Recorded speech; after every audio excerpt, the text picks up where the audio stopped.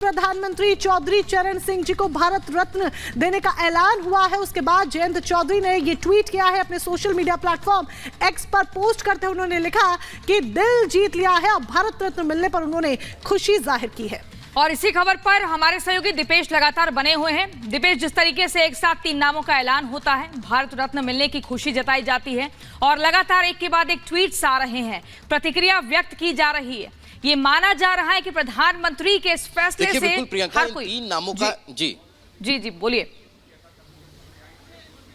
बिल्कुल, देखिए प्रियंका, केंद्र सरकार के इस फैसले ने विपक्ष को चारों खाने चित कर दिया है। चाहे हम चौधरी चरण सिंह का जिक्र कर लें, चाहे हम स्वामीनाथन जी का जिक्र कर लें या फिर पीवी नरसिम्हा राव का जिक्र कर लें, इस फैसले ने इस बात की तरफ इशारा कर दिया है कि सिर्फ पार्टी विशेष के नेताओं को नहीं भारत रत्न दिया जाता है, या फिर दलगत राजनीति से ऊपर उठकर जिन्होंने देश को विकसित बनाने में योगदान दिया, जिन्होंने देश की अर्थव्यवस्था को मजबूत किया, जिन्होंने देश के कृषि को समृद्ध किया, ऐसे नामों का भी जिक्र भारत रत्न के लिए होता है। और यही आज देखने को मिला है। चाहे हम स्वामीनाथन जी का जिक्र कर लें या फिर चौधरी चरण सिंह का जिक्र कर लें, किसानों को सशक्त बनाने के लिए, हरित क्रांति के लिए स्वामीनाथन ने जो योगदान दिया, कृषि को आधुनिकता प्रदान करने के लिए स्वामीनाथन जी का जो योगदान था, उस नरेंद्र मोदी जी का अभिनंदन करता हूँ।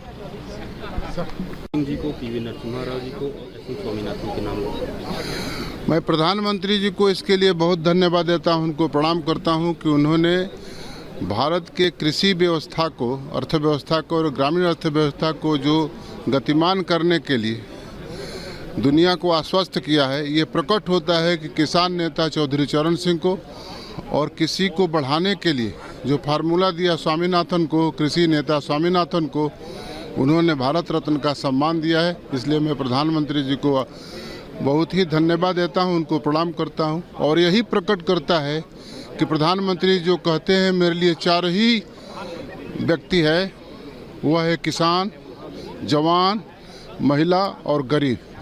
इसी को ताकत देकर मैं भारत को महान बनाने का संकल्प करता हूं। प्रतिक्रियाएं सुन रहे थे आप, जिस तरीके से निकल के सामने आ रही हैं बड़े ऐलान के बाद। और अब तक जानकारी दे दें आपको कि कुल 5 नामों का ऐलान किया जा चुका है भारत सरकार की ओर से भारत रत्न के लिए।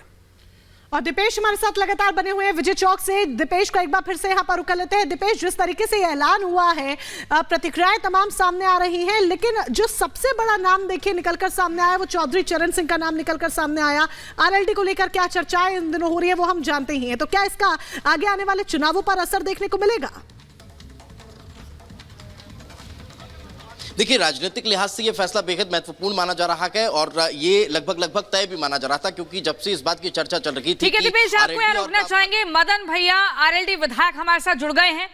मदन जी, किस तरीके से क्या खुशी व्यक्त करना चाहेंगे, क्योंकि जयंत चौधरी ने तो ट्वीट कर दिया है दिल जीत लिया है, कैसा लग रहा है पार्टी को और आपके कृषि समुदाय को?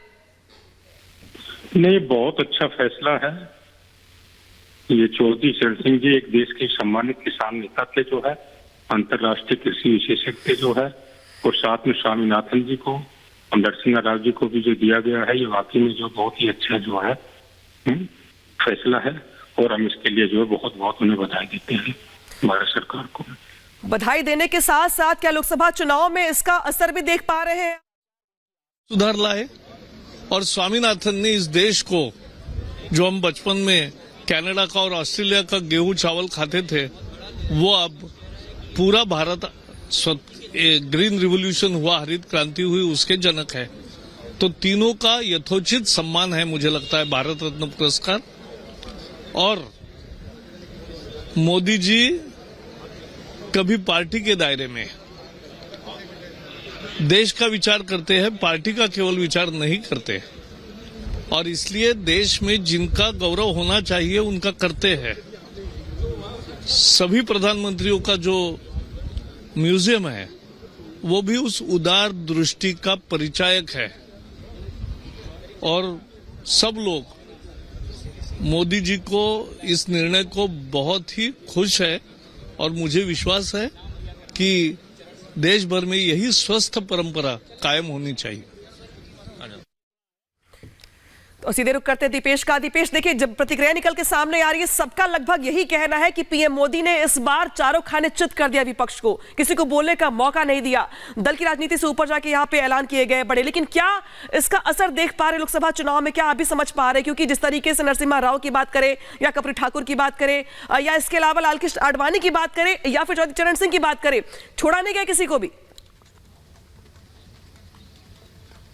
देखिए, अब विपक्ष के पास कुछ कहने के लिए बच नहीं जाता है, किसके ऊपर सवाल खड़े करे। क्यों? क्योंकि चौधरी चरण सिंह को सम्मान देना इस बात की तरफ इशारा कर रहा है कि जिन्होंने किसानों के अधिकारों की, किसानों के कल्याण की बात को लगातार उठाया और इतना ही नहीं उन्हें सशक्त बनाया, ऐसे शख्स को सम्मान दिया जा रहा है। हम स्वामीनाथन का जिक्र कर ले, जिन्होंने भारत में कृषि को आत्मनिर्भर कैसे बनाया जा सकता है उस पर काम किया, तो फिर यह समझा जा सकता है कि किसानों के लिहाज से यह भी एक बहुत बड़ा कदम है। अब आप जिक्र किए हैं पीवी नरसिम्हा राव का। पीवी नरसिम्हा राव का जब भी नाम सामने आता है तब ये दिमाग में चित्र क्लियर हो जाता है कि जिन्होंने देश को सशक्त बनाने की दिशा में बड़े बड़े प्रयास किए, कदम उठाए, लेकिन उनके साथ देश के इतिहास में क्या हुआ, ऐसे शख्स को सम्मान देना इस बात की तरफ इशारा करता है कि विपक्ष के पास अब कहने के लिए कुछ नहीं बचता है और विपक्ष चारों खाने जो है वो चित नजर आता है। यही कारण है